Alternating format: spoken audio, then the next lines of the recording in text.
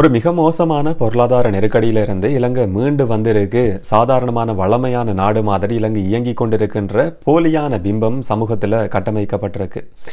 இது நிரந்தரமானது கிடையாது. இலங்கையினுடைய பொருளாதாரம் அபாயமான ஒரு நிலைமையில தான் தொடர்ச்சி அடைந்து கொண்டிருக்குன்னு சொல்லி சர்வதேச நாணய நிதியம் 2 நாட்களுக்கு முதல்ல வெளியிட்டிருக்கிற அறிக்கையில மிக முக்கியமான ஒரு விஷயத்தை அடிக்கோடிட்டு காட்டியிருக்கு. இதை பற்றின சில விஷயங்களை தான் இந்த காணொலியில பார்க்க போறோம். விளக்கமா பார்க்கலாம். வணக்கம், நான் கிருஷாந்த் ராஜ். 2 வருஷங்களுக்கு முதல்ல இலங்கையில் எப்படியான ஒரு நெருக்கடி இருந்ததுன்றது எல்லாருக்குமே தெரியும். கோட்டாபய ராஜபக்சவினுடைய ஆட்சி காலத்தில் யாராலையுமே மறக்க முடியாது. வரலாற்றில் பதியப்பட்டிருக்கிற ஒரு ஆட்சி காலம் என்று சொல்லி கோட்டாபய ராஜபக்சவினுடைய ஆட்சி காலத்தை சொல்ல முடியும். அந்த வரிசையில் நின்ற யாராலையும் அந்த காலகட்டத்தை மறக்கவே முடியாது. எரிபொருளை பெற்றுக்கொள்றதா இருந்தாலும் சரி, கேஸை பெற்றுக்கொள்றதா இருந்தாலும் சரி, எல்லாத்துக்குமே வரிசையில் நிற்க வேண்டி இருந்தது. வரிசையில் இருந்தும் பெற்றுக்கொள்ள முடியாத ஒரு காலகட்டமாக இருந்தது. மருந்து வகைகளுக்கு தட்டுப்பாடு இருந்தது. அத்தியாவசியமான உணவுப் பொருட்களுக்கு தட்டுப்பாடு இருந்தது. ஒரு பஞ்சத்தில் அடிபட்ட நாடு மாதிரி இலங்கையோட நிலைமை 2 வருஷங்களுக்கு முதல்ல இருந்தது. ஆனால் இப்போ அந்த மாதிரியான ஒரு நிலைமை கிடையாது. இலங்கை மீண்டு வந்திருக்கு. இல்லாட்டி ஒரு முன்னேற்றமான பாதையை நோக்கி நகர்ந்து கொண்டிருக்கு. ஒரு வளமையான சாதாரணமான நாடு மாதிரி தான் ரணில் விக்ரமசிங்க நாட்டை பொறுப்பேற்றதுக்கு பிறகு இலங்கையினுடைய நிலம் இருந்து கொண்டிருக்கின்ற மாதிரியான ஒரு போலியான பிம்பம் சமூகத்தில் சிலரால, அரசியல்வாதிகளாலேயா இருந்தாலும் சரி, அவங்களுக்கு சார்பான ஒரு தரப்பு மக்களாலையும் இப்ப கட்டமைக்கப்பட்டிருக்கு. ஆனா 2 நாட்களுக்கு முதல்ல IMF ஒரு அறிக்கையை வெளியிட்டிருந்தது. இதை செய்திகளை நீங்க பார்த்திருக்கிறதுக்கான வாய்ப்பு இருக்கு. அந்த அறிக்கை எதுக்காக வெளியிடப்படுதுன்னு சொன்னா, இலங்கைக்கு IMF சர்வதேச நாணய நிதியம் $3 பில்லியன் அமெரிக்க கடன் உதவியை கொடுக்கிறது. எல்லாருக்குமே தெரியும். இது கட்டம் கட்டமா தவணை அடிப்படையில் கொடுக்கப்பட்டு வருது. இதுவரைக்கும் 2 தவணை காலத்துக்காக அது கொடுக்கப்பட்டிருக்கு. 3வது தவணை கொடுப்பனவை கொடுக்கிறதுக்காக IMF சர்வதேச நாணய நிதியத்தினுடைய நிறைவேற்று குழு 2வது மீளாய்வு பூர்த்தி செய்திருக்கின்ற விஷயம் அந்த அறிக்கையில் சொல்லப்பட்டிருந்தது. ஊடகங்களில் அதை செய்தியா நீங்க பார்த்திருக்க முடியும். அந்த அறிக்கையில ஒரு விஷயம் தெளிவா அடிக்கோடிட்டு காட்டப்பட்டிருக்கு. என்னதான் இலங்கை முன்னேற்றமான ஒரு பாதையை நோக்கி நகர்ந்து கொண்டிருந்தாலும் கூட, ஒரு பாசிட்டிவான பாதையில பயணிச்சு கொண்டிருந்தாலும் கூட, இலங்கையினுடைய பொருளாதார நிலைமன்றது அபாயமான ஒரு கட்டத்தில் தான் தொடர்ச்சியா இருந்து கொண்டிருக்கு. இது IMF அறிக்கையில ஒரு இடத்துல தெளிவா சுட்டி காட்டப்பட்டிருக்கு. இதோட மறைமுகமான அர்த்தம் என்னன்றது எல்லாருக்குமே தெரியும், இலகுவா விளங்கிக் கொள்ள முடியும். இதுக்கு முதல்ல இருந்த மாதிரியான ஒரு நெருக்கடியான காலகட்டம் எப்போ வேணும்னாலும் இலங்கையில திரும்ப உருவாக முடியும். மக்கள் தேவையான பொருட்களை பெற்றுக்கொள்றதுக்கு வரிசையில் நிற்க வேண்டிய ஒரு யுகம் எப்போ வேணும்னாலும் இலங்கையில் உருவாகிறதுக்கான வாய்ப்பு இருக்குன்றதை தான் IMF இந்த கருத்தின் மூலமா மறைமுகமா சொல்ல வருதுன்னு சொல்லி நம்ம விளங்கிக் கொள்ள முடியும். அப்போ இலங்கையில் மக்களுக்கு IMF நிபந்தனையின் அடிப்படையிலையும் சரி, இல்லாட்டி அதுக்கு முதலையும் சரி, சுமக்கவே முடியாது, தாங்கவே முடியாத சுமைகள் சுமத்தப்பட்டிருக்கு. இதை அரசியல்வாதிகளும் ஏற்றுக்கொள்றாங்களா? அந்த சுமை அவங்களுக்கும் இருக்கான்னு கேட்டால் கிடையாது. 2 உதாரணங்கள் மூலமா இலங்கையில் எப்படியான ஒரு மோசமான நிலைமை இருக்குன்னு சொல்லி நான் சொல்றேன் உங்களுக்கு. 2 நாட்களுக்கு முதல்ல மக்கள் விடுதலை முன்னணி இல்லாட்டி தேசிய மக்கள் சக்தி ஒரு முக்கியமான ஆவணத்தை ஊடகங்களுக்கு முன் வச்சிருந்தது. மக்களோட வரிப்பணம் எல்லாம் எப்படி செலவு செய்யப்படுது, இது எந்த விதமான பிரயோசனமும் இல்லாம எப்படி போய்கொண்டிருக்கின்ற விஷயம் ஆதாரபூர்வமா முன்வைக்கப்பட்டிருந்தது. ஒரு உதாரணம், முதலாவது, முன்னாள் ஜனாதிபதிகளுக்கு மக்களுடைய வரிப்பணம் எவ்வளவு செலவழிக்கப்படுது என்று சொல்லி சில மிக முக்கியமான ஆவணங்களோட, தகவல் அறியும் உரிமை சட்டம் மூலமா பெற்றுக்கொள்ளப்பட்ட ஆவணங்களோட மக்கள் விடுதலை முன்னணியினுடைய விஜித ஹீரத் சில விஷயங்களை ஊடகங்களுக்கு வெளிப்படுத்தி இருந்தாரு. இதுல கோட்டாபய ராஜபக்சவுக்கும் மக்களோட வரிப்பணம் செலவழிக்கப்படுது என்றதுதான், பெருந்தொகையா செலவழிக்கப்படுது என்றதுதான் வருத்தத்துக்குரிய ஒரு விஷயம். என்னன்னு சொன்னா, அவர் தன்னுடைய பதவி காலத்தை பூர்த்தி செய்தது கிடையாது. மக்களால் விரட்டி அடிக்கப்பட்ட ஒரு முன்னாள் ஜனாதிபதி, முன்னாள் நிறைவேற்று அதிகார ஜனாதிபதி, தன்னுடைய உயிரை பாதுகாத்துக் கொள்றதுக்காக இலங்கையிலிருந்து தப்பியோடின ஒரு நபர். ஆனால் அவருக்கும் கூட இலங்கையில் இருக்கிற சாதாரண மக்களுடைய வரிப்பணம் செலவழிக்கப்படுது. இதில் இவ்வளவு தொகை இந்த தேவைகளுக்காக செலவு செய்யப்படுதுன்னு சொல்லி சில விஷயங்கள் சொல்லப்பட்டிருக்கு. இதை தவிர மக்களுடைய வரிப்பணம் அவங்களுக்கு வீடை கொடுக்கறதுக்காக செலவு செய்யப்படுது. வீடுன்றது சாதாரணமான வீடுகள் கிடையாது, மிக பெரிய மாளிகைகள், சொகுசு வீடுகள். பாதுகாப்பு தரப்பு இவங்களுடைய பாதுகாப்புக்காக ஈடுபடுத்தப்படுது. மக்களுடைய வரிப்பணத்தில் தான் பாதுகாப்பு தரப்புக்கான சம்பளம் கொடுக்கப்படுது. இது 2ம் தனி வேற விஷயங்கள். இதை தவிர ஒவ்வொரு ஜனாதிபதிகளுக்கும், குறிப்பா சந்திரிகா அம்மையாருக்கு ஓய்வூதிய கொடுப்பனவு என்று சொல்லி 97,500 ரூபாய் கொடுக்கப்படுது ஒவ்வொரு மாதமும். இதை தவிர செயலாளருக்கான கொடுப்பனவுன்னு சொல்லி 1 லட்சம் ரூபாய் கொடுக்கப்படுது. எரிபொருளுக்கான கொடுப்பனவுன்னு சொல்லி சந்திரிகா அம்மையாருக்கு ஒவ்வொரு மாதமும் தவறாம 5 லட்சம் ரூபாய் பேங்க்ல நேரடியா வைப்பிலிடப்படுது. அடுத்தது மஹிந்த ராஜபக்சவுக்கான ஓய்வூதிய கொடுப்பனவு அதே தொகை 97,500 ரூபாய். செயலாளருக்கான கொடுப்பனவு 50,000 ரூபாய். எரிபொருளுக்கான கொடுப்பனவு மஹிந்த ராஜபக்சவுக்கு மட்டும் ஒவ்வொரு மாதமும் தவறாம 7 லட்சம் ரூபாவுக்கும் அதிகமான பணம் கொடுக்கப்படுது. அடுத்தது மைத்ரிபால சிறிசேன, அவரையும் யாராலையுமே வரலாற்றில் மறக்கவே முடியாத ஒரு முன்னாள் ஜனாதிபதி. அவருக்கும் ஓய்வூதிய கொடுப்பனவு 97,500 ரூபாய் கிடைக்குது. செயலாளருக்கான கொடுப்பனவு 1 லட்சம் ரூபாய். எரிபொருளுக்கான கொடுப்பனவு 7 லட்சம் ரூபாய் ஒவ்வொரு மாதமும் மைத்ரிபால சிறிசேனவுக்கு கிடைச்சி கொண்டிருக்கு. அடுத்தது கோட்டாபய ராஜபக்ச, அவருக்கும் அதே மாதிரி ஓய்வூதிய கொடுப்பனவு 97,500 ரூபாய். செயலாளருக்கான கொடுப்பனவு 1 லட்சம் ரூபாய்.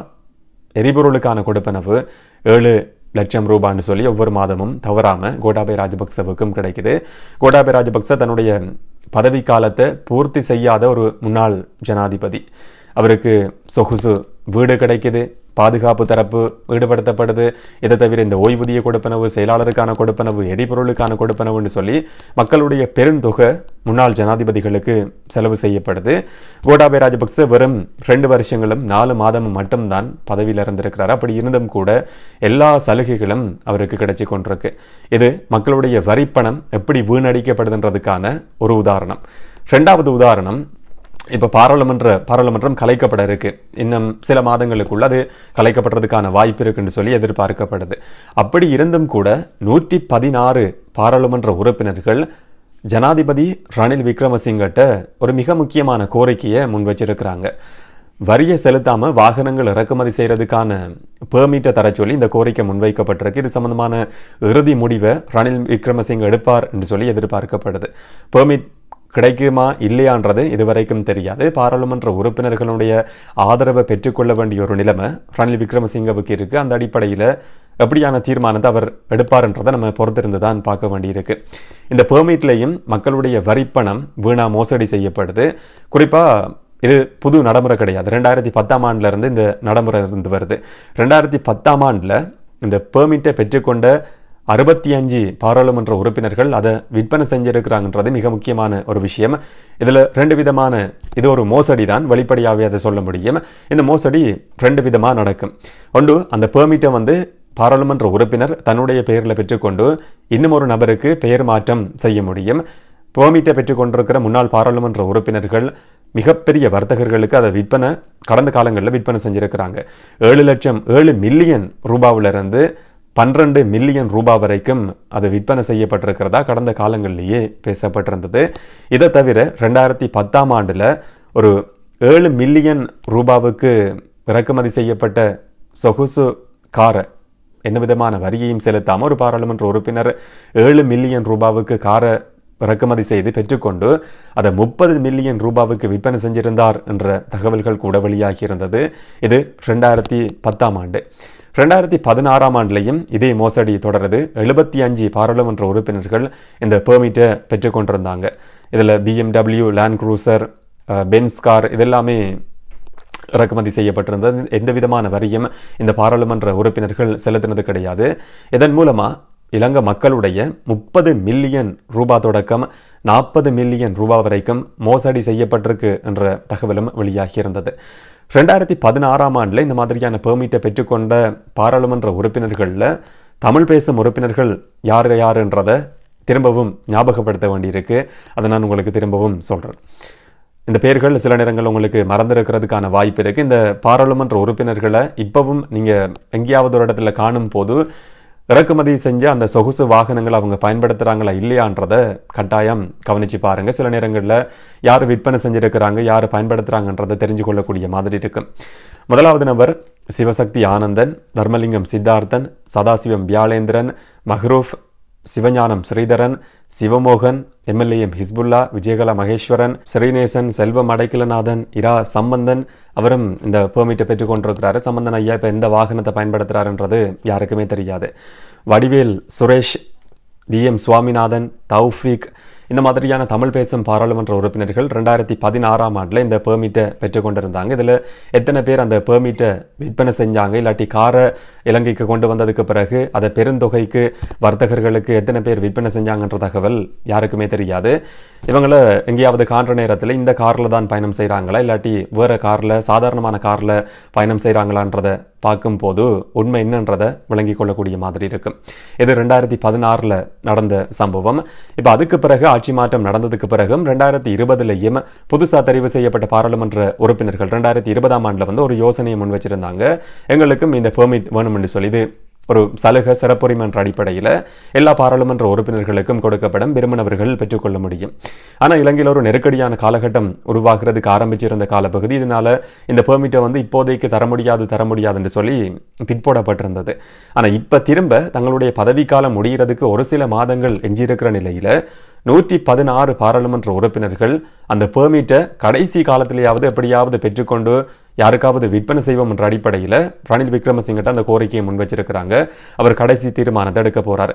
இந்த பாராளுமன்ற உறுப்பினர்களில் பலர் பெரிய பெரிய வர்த்தகர்கள்ட்ட இருந்து ஏற்கனவே முற்பணம் பெற்றிருக்கிறாங்கன்ற தகவல்கள் கூட இப்போ தென்னிலங்கை ஊடகங்களில் பேசப்பட்டு வருது. தங்களுடைய பதவியை இழக்கிறதுக்கு முதல்ல கிடைக்கிற எதையாவது சுரண்டை கொள்ளலாம் என்ற அடிப்படையில் தான் இந்த 116 பேரும் கோரிக்கையை முன் வச்சிருக்கிறாங்க. இந்த 116 பேர்லையும் எத்தனை தமிழ் பேசும் பாராளுமன்ற உறுப்பினர்கள் இருக்கிறாங்கன்ற லிஸ்ட் இதுவரைக்கும் கிடைக்கல. அது கிடைக்குமா இருந்தால் அதையும் இன்னொரு காணொலியில் தெளிவாக பேர் விவரங்களோட பார்க்கலாம். பாராளுமன்ற உறுப்பினர்களுக்கு கொடுக்கப்பட்ட இந்த வெஹிக்கிள் பெர்மிட்ன்றது ஒரு நேரடியான மோசடி. என்னதான் சலுகை சிறப்புரிமைன்னு சொல்லி சொன்னாலும் கூட அது மோசடின்றதில் எந்த விதமான மாற்று கருத்தும் கிடையாது. இப்போ ஒரு ஜனாதிபதி தேர்தல், பாராளுமன்ற தேர்தல் நடக்க இருக்கிற காலகட்டம். இந்த தேர்தலில் வரப்போகிற அரசாங்கமும் இதே நடைமுறையை பின்பற்றுமா இல்லையான்றது தெரியாது. கடைசியாக உங்கள்கிட்ட நான் முன்வைக்கிற ஒரே ஒரு கேள்வி, எந்த அரசாங்கம் வந்தா, எந்த கட்சி இல்லாட்டி எந்த ஜனாதிபதி ஆட்சிக்கு வந்தா இந்த நடைமுறை நிப்பாட்டப்படுறதுக்கான வாய்ப்பு இருக்குன்னு சொல்லி நீங்கள் நினைக்கிறீங்கன்றதை கமெண்ட்ல பதிவு செய்யுங்க. இன்னும் ஒரு காணொலியில் இன்னும் ஒரு தகவலோட சந்திக்கலாம். வணக்கம்.